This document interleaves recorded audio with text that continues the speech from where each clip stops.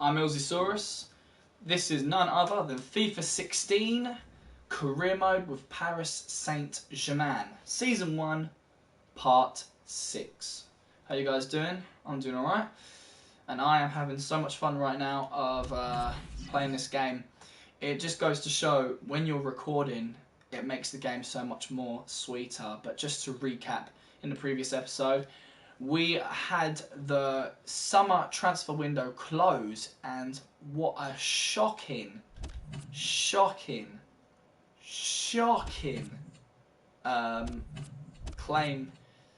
buy that had been arranged was Lacazette. Alexandre Lacazette been transferred to Spurs for a whopping $80 million. But as I can see on the news there, we've got player of the month was none other than Fecker. Fecker. Sounds like Fecker. I'm apparently a wanted man. Don't know why. Really don't care.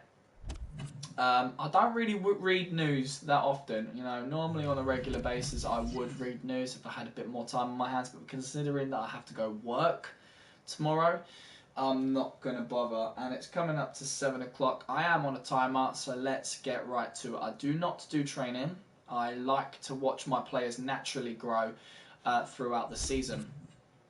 My squad is pretty strong at the moment, and with all of the transfers done, I'm going to have a little evaluation of who got loaned and who didn't. So still on the status is on the loan for 1 year. We have Traore, Kimpembe, Caligari and Augustine, and I am unfortunately going to pronounce that these 4 players will hardly get a chance to play, as I did expect them to get loaned out. It's just going to be one of those things, unfortunately, and I hope to play them, but considering that they have a very low overall, I wanted them to get experience in lower league teams, just so they can have that fighting chance in the future. And it does sound very harsh, but I guess the only person who does have a chance in playing throughout this season is Augustine, as I do have a lot of big plans for him. But without further ado, we did make a couple of purchases in Sule and Mbolo. A fair amount of players has been loaned out, so we're saving ourselves quite a few wage budget. But speaking of wage, we obviously do not need to worry with 151 million. Now, if I was to go into these finances and readjust this, because I like having at least 300 in the wage budget, so 90-10 sounds about fair. So our transfer budget at the moment is $141 million. We really should have splashed the cash on the likes of Ronaldo or Robben. You know, maybe get someone of world-class quality. But, you know, that's not how I want to play this season. You know, I'm always itching to buy new players and sell players, because that is the most fun part of career mode. But I'm not going to do that. I'm not going to do what I did last year and just buy the best players. I'm looking for potential. And that might even mean investing in youth staff and create my own academy and watch these young lads grow as individual athletes. But in the meantime, we have an email declaring the transfer deadline day has ended, and the money that had been spent is $272 million. Boy, oh boy, would I love to have that kind of money right now. But just to let you know what is going to be happening in this episode, it all depends on the timing. As you can see, we're almost hit the 5-minute marker. I do plan to make each episode 15 to 20 minutes long, as to not bore myself or yourselves to death. But looking on the calendar, we have 6 matches ahead, with 2 Champions League matches and 4 Liga matches. I may give the first squad more matches than the second squad, as is their right. I mean, of course, why wouldn't I? You know, the first squad will get the Champions Cup games, but these matches that are quite close to each other, I do need to think whether it is wise to have these first team players play these matches or not, because they can tire and deplete in stamina and their energy levels go low. And I do not want to cause an injury on any of these quality players, as I will need them throughout the season, because I do plan to win the La Liga. I've already won the Trophy Champion. I did manage to get to the finals of the American Challenge Cup, but I did get defeated by FC Bayern. A couple of other cups I do have in mind, such as the Champions League Cup. That would be nice. So really, it is my ultimate goal to get the treble for my first season as Paris Saint-Germain manager. But without further ado, ladies and gentlemen, let's get straight into it. Now, we are in September, so it is time to look at the contracts. We have Traore on a 10-month contract. Now, 60 overall. If he can make it by the end of the season to 70, then he has a fighting chance of staying in this squad. I'm giving him the target, and I'm throwing it out there right now. All those who do watch this video and know that Makan Traore knows he doesn't grow that high. You could tell me right now, or you could tell me later on in the future, or I could just find out myself on the internet. But this is it. This is the kind of manager I am. I do give individual targets to my players, and that is exactly what I'm going to do with McCann. He has got from now to July to become 70 overall. Otherwise, he's just going to get ditched, and I have no room for slackers. 23 years old. He can get nabbed up from a club in January based on his worth. I do believe he has a value of very little money, but just to clarify and be sure, we're just going to take a sneak peek at the sell players section. And of course, looking at Traore, he's only worth $300,000 and his wage is at $4,000. So I wouldn't be losing out in a lot of money. Not like I would for the likes of, in terms of lower rated players, Habran, Ikoko and Augustine, who are over that $1 million mark. You know, I am a very stingy manager, and I do like to make my money where it counts. So if I do manage to lose Traore in the January transfer season, then so be it. In the meantime, he's got to work hard, because I feel like I do not want to improve his contract, giving him that shred of hope that he's actually going to be able to stay. Ezekiel Lavezzi, 80 overall. He's feeding off my wages of $110,000 a week. 10 months left on his contract. His bio. Now, he's got good physical stats, good mental stats, and good skill attributes. He is a good player. He plays on the left wing and right wing, right-footed, 4-star weak foot, 4-star skill moves, a high attacking work rate, a medium defensive work rate.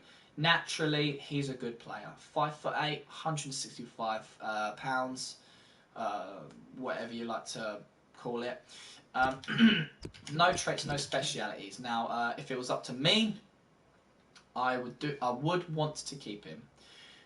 It's as simple as that. And as an 80 overall player, he does belong in the first squad, but there is just no room for him. So I gave him an offer that he just I would have given him an offer that he couldn't have refused in playing in the second squad role, but I noticed in his contract that he was a squad rotational player. So what is about to happen right now is a make or break deal. I'm going to see his demands, and now he will demand 1 year and $140,000 per week. Now, I'm going to say that's a tricky one. It is a tricky one, because there is money to be made off of Lavezzi. So I'm going to give him that year. That much is set in stone. 30,000 more. 30,000 more. I could give him that 30,000 more. He won't get a bonus. As long as he stays. Maybe not give him a specified squad role. That way he could never complain. But his estimated worth is 14 million. There is money to be made off this man. And I would pretty much like to do that. Maybe even next season. But we're just going to have to see how much he grows as a player. So this is the offer I'm going to give him. And see what he says. Vanderwill. Right back, second squad, 78 overall. He's got 2 overalls to make first team. Naturally, he belongs in the second squad. He is a squad rotation player. I do like him. I really do. Looking at his stats, his physical attributes look good, as well as his mental and his skill. 27 years old, so he's got plenty of seasons in him. 5'11", 152 pounds from the Netherlands. He only plays the right back position with a right foot. He's got a high attacking work rate with a defensive work rate of medium. 3 of stars for weak foot skills. He's an early crosser with no specialities. So let's offer him a contract. He's on squad rotation at the moment. He wants 2 years. We can give him 2 years. He only wants an extra 10,000 more, which is fine by me. And we won't specify his squad role. It's as simple as that, and that is how it's done. Traore. Now, with that all done, we can actually now move on. So, let's continue. As you can see in the table in the bottom right, we are not first in the league, but Austria are going to offer us a job to manage their squad. We're going to reject that straight off the bat. And Lavezzi has declined. Now, why has he declined? He wants to understand his role in the club. Unfortunately, I'm going to have to give it to him straight. So he gets his year. He gets his 140. These are demands met. Now, he wants me to specify he's not a future first team player. Will he settle for a sporadic first team player? This is the moneymaker. If he doesn't agree to these terms, then I'll make him squad rotation. And if he doesn't agree to that and he wants a higher role, we're going to have a problem. And I will pretty damn sure be more than happy to sell him in the January transfer window. Even if that means giving him the contract he wants and putting him on the transfer window in January and bringing in someone new. I am more than happy to do that. I can make Ongenda play that left wing position in the second squad. I have plans. Lavezzi is not going to ruin my plans. It's as simple as that. So with that set in stone, he's declined. But I'm pleased to say that Vanderwill has not let us down. He has accepted the contract. So that is good news. Moving on. And there we have it. Lavezzi has accepted. So that is very good news. We're not going to have any stress from him this season. I'll bet my bottom dollar on it. Now with Bordeaux in the mix. Now Bordeaux is 2 ranks down from us on the in the table, and with a Champions League game only 1 to 3 days away, I really would like my second squad to play this game and let the first squad play the Champions League game. So let's set that in stone. Lavezzi's probably going to be on his high horse. And there is the timer. So, ladies and gentlemen, we're going to play this game. And then that'll be the end of the episode. So, let's get right to it. We have a squad at the ready. Feast your eyes on the second squad of Paris Saint-Germain. Looks good to me. They won against FC Nantes, Bordeaux, lost against Lille. Game is underway. Stabuli gets a yellow card. Diabate scores in the 8th minute, and Bolo comes back on 15 minutes, 30 minutes into the game. Nice 1-1 at the moment, almost hitting half time. Di Maria comes on for Rabiot. Di Maria scores a goal just when he gets on the pitch. Savet comes on for Placil. Silva comes on for Marquinhos. Roland comes back to make it 2-2. Kazari gets a yellow, and Lavezzi scores the howler in the 87th minute. Thank the Lord that contract made him smile and gave him the encouragement he needed to give us those 3 points. What a superb game, and I am very happy with that.